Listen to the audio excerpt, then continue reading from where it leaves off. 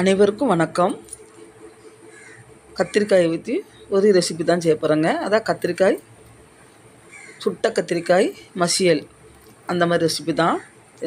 ஒரு எலுமிச்சங்காய் அளவு புளி, 4 பல் பூண்டு, பச்சை மிளகாய் 4, ஒரு சின்ன தக்காளி, தாளிசம் பண்ணுறதுக்கு சின்ன வெங்காயம், சின்ன தக்காளி, மஞ்சத்தூள், மிளகாய்த்தூள், கடுகு உளுத்தப்பருப்பு தாளிசம் பண்ணுறதுக்கு, கருவேப்பிலை எல்லாம், உப்பு, தேவையான அளவு உப்பு, தேங்காய் எண்ணெய், அதுக்கு தேவையான அளவு தேங்காய் எண்ணெய். இப்போ கத்திரிக்காயில் கொஞ்சம் சிறு தேங்காய் எண்ணெய் தடவி ஸ்டவ்வில் வச்சு புரட்டி சுட்டு எடுக்கணுங்க. நல்லா அருமையாக சுவையாக இருக்கும், ரொம்ப டேஸ்டியாகவும் இருக்கும் இந்த சுட்ட கத்திரிக்காய் மசியல். நம்ம ஏற்கனவே சுட்ட கத்திரிக்காயில் புளி ரசம்லாம் செஞ்சுருக்கோம். நல்லா தண்ணியில் போட்டு தோல் நீக்கி எடுத்து வச்சுக்கணும். இப்போ கடாயை அடுப்பில் வச்சுருக்கேங்க. பாருங்கள், சிறிது தேங்காய் எண்ணெய் ஊற்றணும்.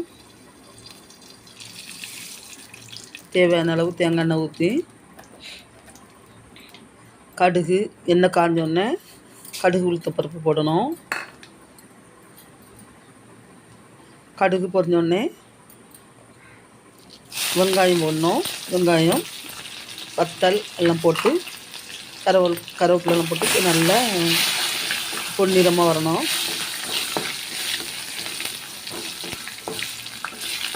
நல்லா இது அப்புறமா கருவேப்பிலை போடணும். இப்போ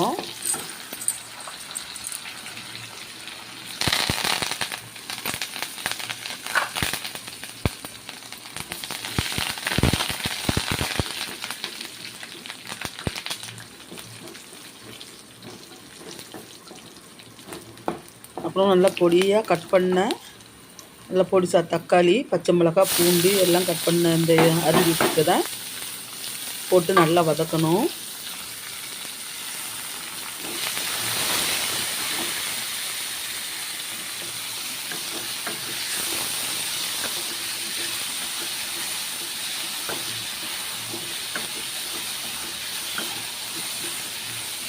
நல்லா வதங்குது பாருங்கள்.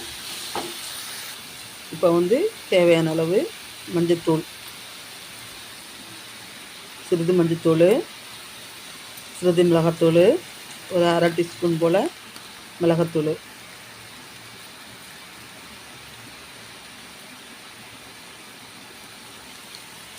அரை டீஸ்பூன் போதுங்க. அதுக்கு மேலே போட்டாங்க ரொம்ப காரமாக இருக்கும்.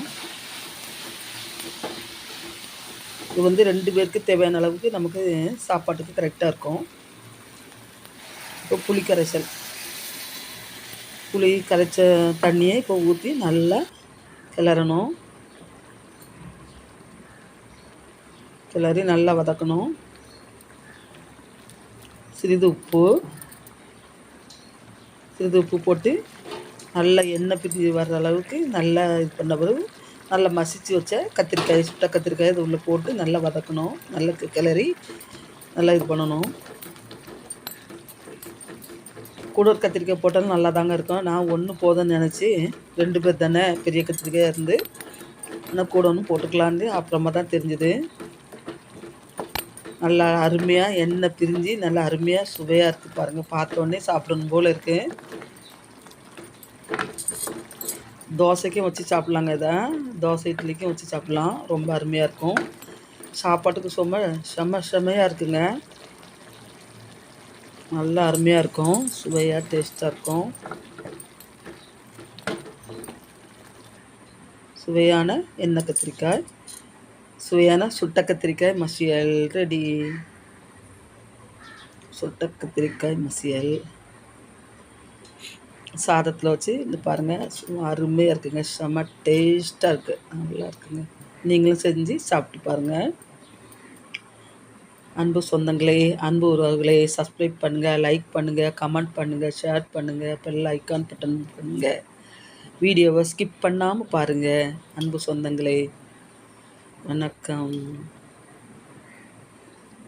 சுட சுட சாப்பிட்றேன் பாருங்கள், எப்படி அருமையாக இருக்குது பாருங்கள்.